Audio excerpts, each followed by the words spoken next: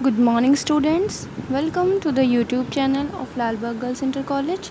This video for class 6 chapter number 10 and the topic is तोता कहानी। रशीद अहमद सिद्दीकी उर्दू अदब के बहुत अच्छे कलमकार थे। इन्होंने बड़ों के साथ साथ बच्चों के लिए भी बहुत कुछ लिखा है।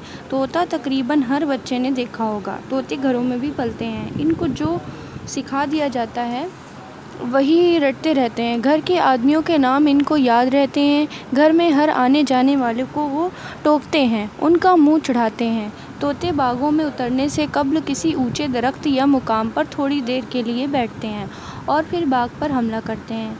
बाग के रखवाले तोते को खासियत से वाकिफ़ होते हैं। तोतों की खासियत से वाकिफ़ होते हैं, इसलिए वो बाग के चारों तरफ लंबे लंबे बांस लगाकर उसके सिरों को पतली रस्सी से बांध देते हैं, जिससे बाग रस्सी के घेरे में आ जाता है। इस रस्सी में नरकल के छोटे छोटे टुकड़े इस तरह से पिरो दिए जाते हैं कि वो फिरकी की तरह घूम जाते हैं और फंस जाते हैं।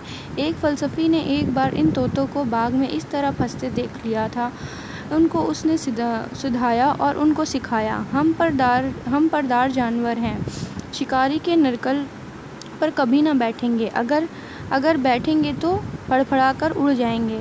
तोतों ने ये सबक तो याद कर लिया, मगर बस इससे आगे वो कुछ ना जानते और नरकल में फंसते ही रह जाते।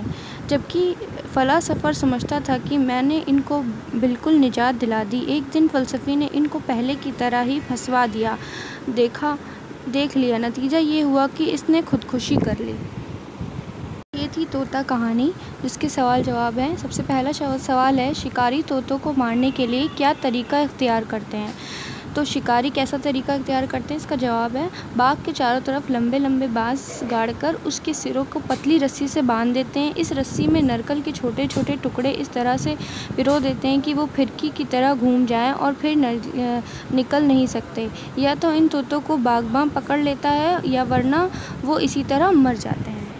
क्वेश्चन नंबर 2 इस फ़लसफ़ी ने नरकलों पर तोतों को लटके देखकर क्या सोचा और क्या किया? फ़लसफ़ी तोतों को इसमें देखकर बहुत दुखी हुआ और इनको ना समझ व जाहिल करार देकर इनको तालीम देने का इरादा किया। उसने तोतों को सबक याद कराया, हम परदार जानवर हैं, शिकारी के नरकल पर कभी ना बैठेंगे, अगर बैठेंगे तो फड़फड़ाकर उड़ जाएंगे।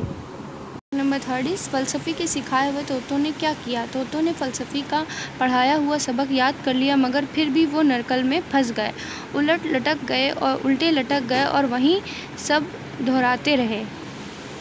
4 इस फ़लसफ़ी ने अपने गले में फंदा डालकर क्यों जान दे दी? फ़लसफ़ी ने सोचा कि उसके इतना सबक पढ़ाने और रटाने पर भी तोतों की जान ना बच सकी। इस गम में उसने खुदकुशी कर ली। आपका चैप्टर नंबर 10 था, जिसके क्वेश्चन आंसर्स और सवाल जवाब आपको कॉपी में करने हैं एंड वर्ड्स मीनिंग भी करनी है। Thank you for watching this video. Like, share and subscribe my video.